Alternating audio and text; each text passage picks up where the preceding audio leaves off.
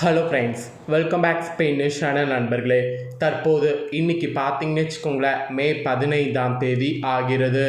இன்னைக்கு மகளிர் உரிமை தொகை 2500 வருமா வராதாங்கிறது தான் எல்லாருடைய ஒரு கேள்வியாக இருக்குது. ஆக்சுவலி முதல்வர் விஜயிடம் உதயநிதி ஒரு கேள்வியை எழுப்பியிருக்கிறாரு.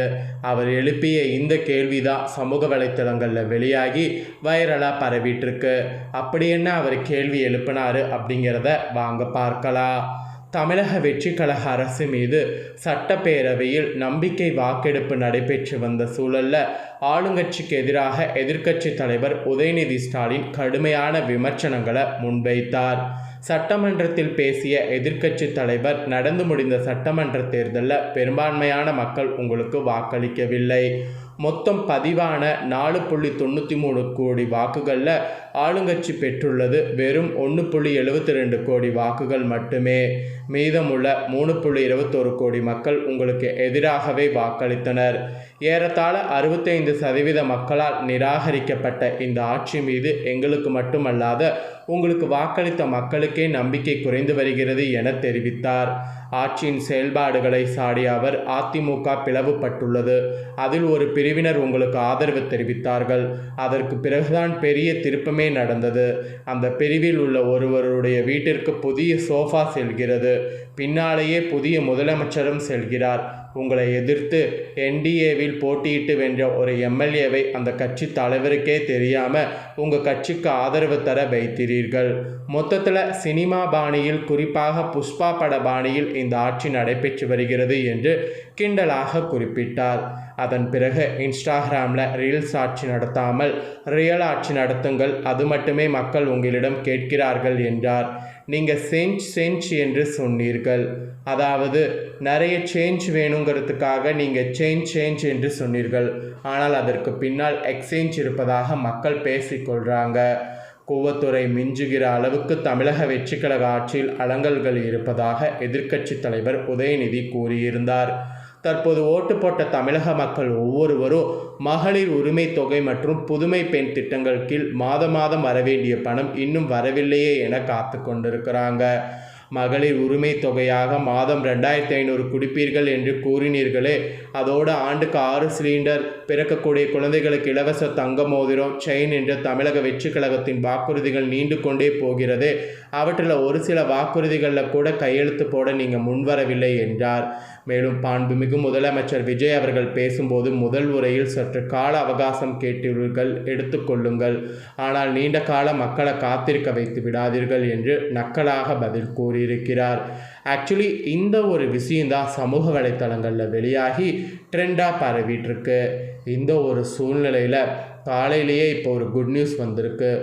மகளிருடைய வங்கி கணக்கிற்கு 2500 கொடுக்க இருப்பதாக தாள்கள் பரவிட்டுருக்கு.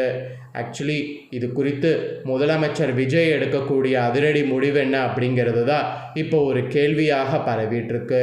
ஸோ இன்னைக்கு அந்த 15ஆம் தேதி, இதுக்கு முன்னாடி ஆட்சி நடந்தப்ப ஒவ்வொரு மாதம் 15ஆம் தேதி அன்னைக்கு டான 1000 ரூபாய் ஏறிக்கிட்டு இருந்தது.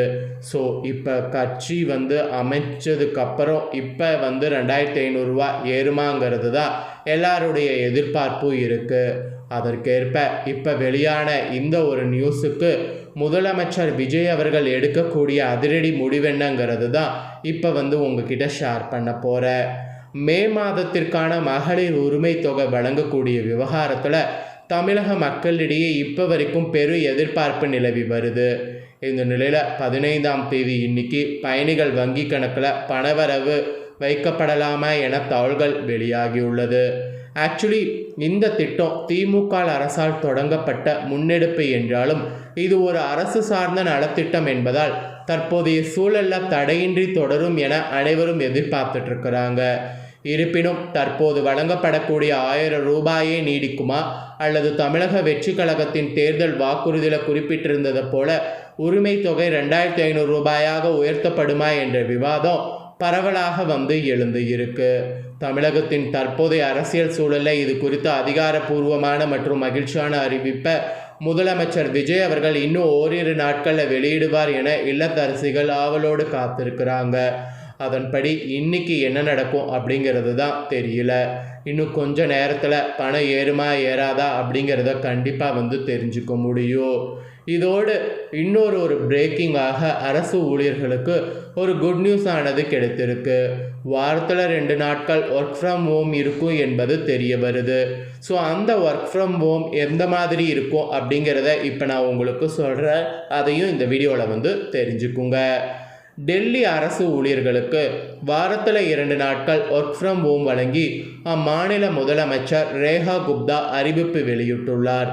ஆக்சுவலி அது சமூக வலைத்தளங்களில் வெளியாகி வைரலாக பரவிட்டு இருக்கு.